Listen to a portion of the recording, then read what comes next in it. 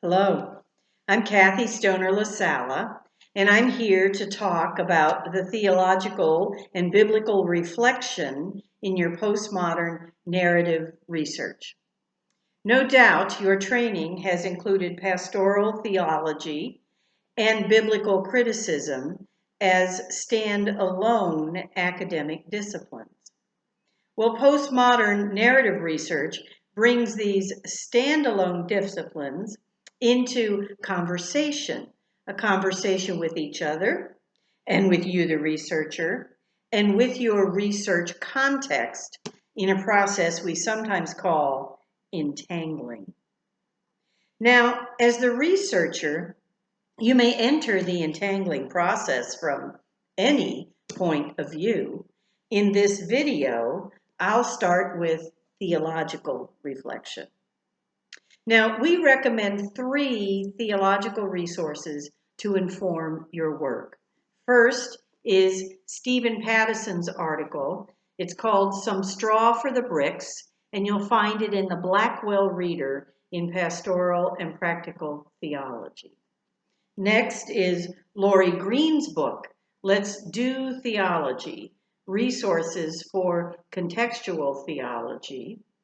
And next is Carl Savage and William Presnell's book, Narrative Research and Ministry, a postmodern research approach for faith communities, especially the second chapter. Now, postmodern pastoral theological reflection has acknowledged that the 19th and 20th centuries' application of what they believed to be neutral scientific judgment in pursuit of eternally valid truth, well, that approach has run its course. Postmodern researchers embrace instead the notion that your particularity as the researcher is part and parcel of the research itself. As Savage and Presnell note, there is no such thing as objective or value-free research in ministry. Even so, Savage and Presnell offer their wisdom that the traveler needs a map. And I'm going to share for your map some thoughts drawn from Pattison and from Green and from Savage and Presnell that you might find useful as you design your map for theological reflection. Now, Stephen Pattison proposes theological reflection as a 3-way critical conversation.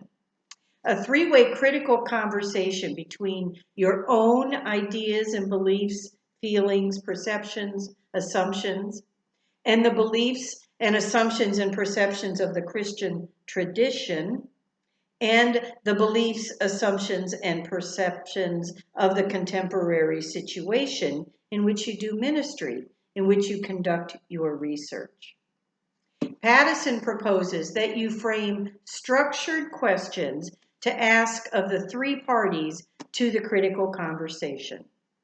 As examples of potential sources for these structured questions, Pattison suggests the questions to which the creeds offer responses, or perhaps the questions that might be asked of Jesus if he were to appear in your contemporary situations, or maybe the seemingly non-religious questions that are being asked by your research situation.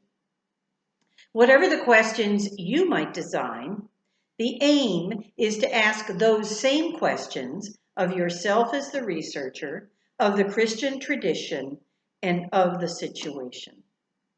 You see, for Pattison, theological reflection is particular, it's contextual, and, well, it may reveal as much about you as the researcher as it does about the Christian tradition or the contemporary situation. Now, Lori Green's work is grounded in the tenets of liberation theology. And so he proposes an action reflection or praxis model for theological reflection, which he calls doing theology. As you do theology, Green asks you as the researcher to wrestle with questions of power, to wrestle with questions of God's preference for the marginalized. And he calls on you to practice a courageous spirituality in the service of justice and peace as you do your research. Theological reflection for Green is not so much a thing to be described as a way of life to be experienced. Now, to do theology, Green proposes thinking about the movements of action reflection, the praxis model, as a spiral. The doing theology spiral has four basic movements. The first movement is experience. You start, as Jesus does in the incarnation, you start with where you are. In postmodern narrative research, the experience is, as Savage and Presnell call it, the what is, or the problem-saturated narrative. In the what is, the experience, you'll find the story of your specific contemporary context. To discern this story and also its significance, Green recommends that you gather narratives. You gather narratives of your own and others' current feelings and prior feelings, assumptions and prejudices, underlying values and meanings. You broker those stories. And once you've collected the stories, the next movement is exploration. In exploration, you drill down into the story of the experience to develop your more precise awareness. In the experience movement, you gather anecdotal stories. In the exploration movement, you analyze those stories. And you use for this analysis the lenses of other disciplines, the legal, the sociological, the psychological, the historical, the humanities. And as you analyze, you always keep in mind those questions of power and disadvantage. Well, following around the spiral, you arrive at the movement of reflection. In reflection, the treasures of the Christian faith become the lens through which the experience is viewed.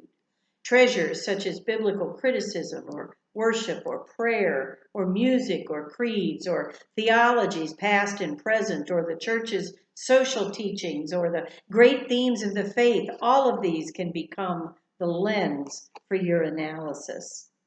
As you analyze, you will want to pay attention to meta-narrative assumptions that sometimes can creep into the conversation at this point. And you'll find writing in the subjunctive mood to be especially useful right here. Because you see, it's easier for meta-narrative to slip through in the indicative and the imperative moods. Well, reflection leads quite naturally to response. In light of the experience, the exploration, and the reflection, how do you, in your context, hear God calling you to respond? The response of your ministry context is your commitment to action. Action that is transformative because it is informed by the dynamic energy that the spiral has released. Transformative action will create a new situation, a new experience. And that new experience will launch you into another journey through the doing theology spiral. Well, Savage and Presnell set out to construct a multi-sensory narrative hermeneutic. As they remind us, a story intends a future. And so they envision you, the pastoral researcher, as hovering over your ministry context toward that future. Through your description of the stories of the context, you will discern God's preferred meanings that are in the stories of the context. Savage and Presnell apply narrative family therapy methods because they place value on unspoken meanings and faith aspirations and human hopes, and they employ story analysis to bring these muted shadow scripts to the surface. And once they're unearthed and validated for their realness for your community, these stories offer a place for God's transformative power to take hold toward a new and a dynamic future. Now, Savage and Presnell take note of Pattison's work as they introduce the notion of narrative. Here, the parties to the critical conversation become your story as the pastoral researcher, the Christian tradition story, and the stories of the ministry situation. As a framework for the questions in the critical conversation, Savage and Presnell offer the Wesleyan quadrilateral. The Wesleyan quadrilateral of scripture, tradition, experience, and reason. These become the lens for the critical conversation. Additionally, Savage and Presnell move on to inform Pattison's critical conversation with a definition of critical thinking, a definition that includes a list of characteristics that you may find helpful to employ as a checklist, so that, as Savage and Presnell put it, you might keep your eyes and your ears open and the sweep of your perception wider. Well, by now you've noticed that our postmodern pastoral theological reflection mapmakers have each engaged with the Bible, and so shall you as the researcher. As you might surmise from the processes for pastoral theological reflection that I've discussed here, your first step in biblical reflection will be to identify your own perspective. Now, we recommend 2 resources for you to use as you describe the story of your engagement with the Bible.